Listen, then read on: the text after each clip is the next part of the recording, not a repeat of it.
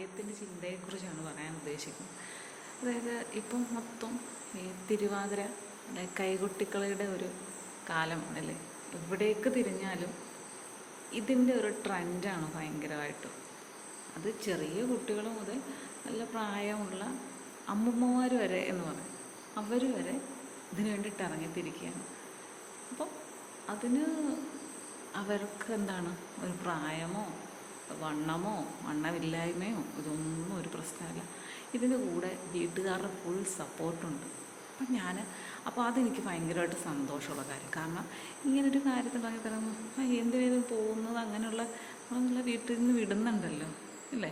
പഴയ കാലമൊക്കെ ആണെങ്കിലും ഇപ്പോൾ പിന്നൊരു കാര്യമുണ്ട്, ഇതിങ്ങനൊരു ക്ഷേത്രത്തിൽ എന്താണ് വലിയ കാര്യമായിട്ടൊക്കെ നടത്തുന്ന ഒന്നുകൂടി ആകുമ്പം ആളുകൾ ഇതിനെ കൂടുതൽ അംഗീകരിക്കും. ഇപ്പോൾ ഒരു ഡാൻസ് നല്ല സിനിമാറ്റിക് ഡാൻസ് എന്നോ അല്ല നാടകം എന്നൊക്കെ പറയുമ്പോൾ ആൾക്കാർക്ക് വേറൊരു കാഴ്ചപ്പാടുണ്ട്. അവരുടെ കാഴ്ചപ്പാടിൻ്റെ പ്രശ്നമാണ്, അതവിടെ നിൽക്കട്ടെ. പക്ഷേ ഇതെന്ന് പറയുമ്പോൾ എല്ലാവർക്കും സന്തോഷമാണ്. കൂടുതലും ദൈവങ്ങളെയൊക്കെ സ്തുതിച്ചുകൊണ്ടുള്ള പാട്ടുകളും ഒക്കെയാണ്. അപ്പം അങ്ങനെ ഇവിടെ അടുത്ത് തന്നെ, എൻ്റെ വീടിൻ്റെ അടുത്ത് തന്നെ ഇങ്ങനൊരു സംഘമുണ്ട്. അവരെല്ലാ വർഷവും അടുത്തുള്ളൊരു അമ്പലത്തിൽ ഉത്സവത്തിന് അവരുടെ തിരുവാതിരയും കൈകൊട്ടിക്കളിയൊക്കെ അവതരിപ്പിക്കുന്നുണ്ട്. അപ്പം രാത്രിയിൽ നന്നായിട്ട് ഇവർ പ്രാക്ടീസ് ചെയ്യുന്ന സൗണ്ട് കേൾക്കാൻ പറ്റും അടുത്ത് തന്നെ. ഞാൻ ഹസ്ബൻഡിനോട് ചോദിച്ചു, ഞങ്ങളൊന്ന് പോയി കണ്ടോട്ടെ, ഒരു കുറച്ച് ദൂരമേ ഉള്ളൂ. അപ്പം പറഞ്ഞ് ഓക്കെ പോയി എന്ന് പറഞ്ഞു. അപ്പോൾ മോൾക്ക് ഇതൊക്കെ ഭയങ്കര ഇഷ്ടമാണ്, പാട്ടും ഡാൻസൊക്കെ കാണുന്നതും കേൾക്കുന്നതൊക്കെ ഭയങ്കര ഇഷ്ടമാണ്.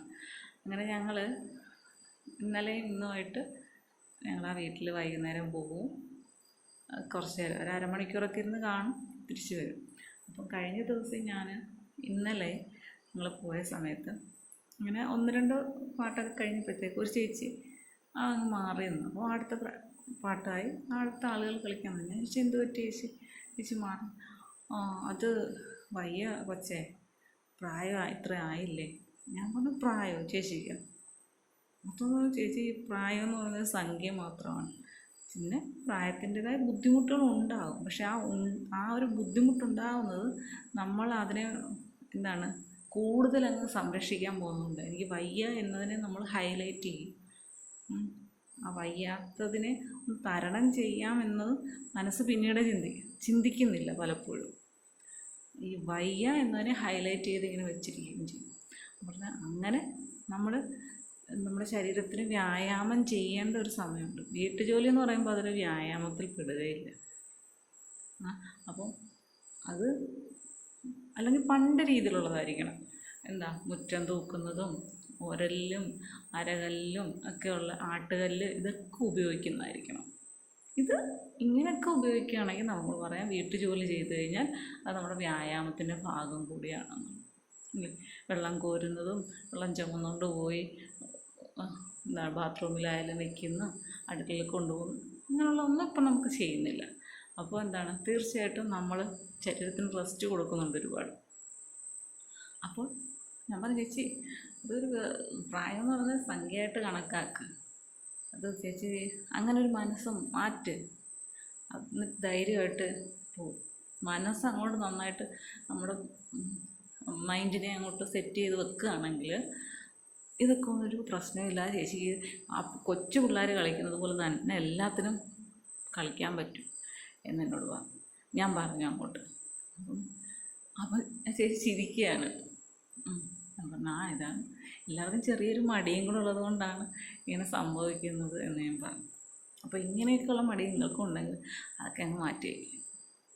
എന്താണ് നമ്മൾ അങ്ങനെ ചിന്തിക്കല്. കാരണം നമ്മളുടെ ജീവിതം നാളെ എന്താണെന്ന് നമുക്കറിയില്ല. ഇന്നത്തേത് മാത്രമാണ് നമ്മുടെ കയ്യിലുള്ളത് അല്ലേ. ഇന്നത്തേത് ഈ നിമിഷമാണ് നമ്മുടെ കയ്യിലുള്ളത്. കഴിഞ്ഞത് കഴിഞ്ഞു, വരാനുള്ളത് എന്താണെന്നും അറിയത്തുമില്ല അല്ലേ. അപ്പം നമ്മൾ എന്ത് ചെയ്യണം? ഇന്ന് നമ്മൾ അങ്ങോട്ട് ജീവിക്കണം. അതിന് നന്നായിട്ട് സന്തോഷം, നമ്മുടെ മനസ്സിന് സന്തോഷം ചെയ്യുന്ന അല്ലെങ്കിൽ സന്തോഷം തരുന്ന കാര്യങ്ങൾ അങ്ങോട്ട് ചെയ്തേ. ഒരു 10 വയസ്സ് പുറകോട്ട് പോകുന്ന പോലെ. അത് ഏത് രീതിയിലായാലും, ഒരു വസ്ത്രം ധരിക്കുന്നതിനായാലും ആഹാരത്തിൻ്റെ കാര്യത്തിൽ നമ്മൾ ഈ ഇപ്പോഴത്തെ രീതിയിലുള്ള എന്താ പറയുന്നത്, ശരീരത്തിന് താങ്ങാൻ പറ്റാത്ത രീതിയിലുള്ള ഫുഡ് കഴിക്കുക. നല്ല നല്ല നാടൻ ആഹാരങ്ങളൊക്കെ അത്യാവശ്യം കഴിക്കുക, വ്യായാമം ചെയ്യുക.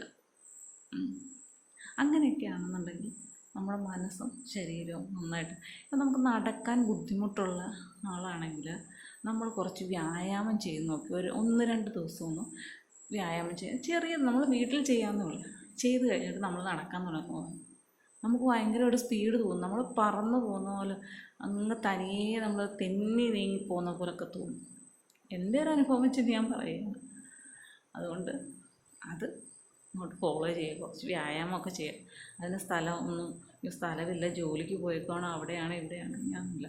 വേണമെങ്കിൽ ചക്ക എന്ത് ചെയ്യും, വേരിലും കായ്ക്കുമെന്നാണ് അല്ലേ.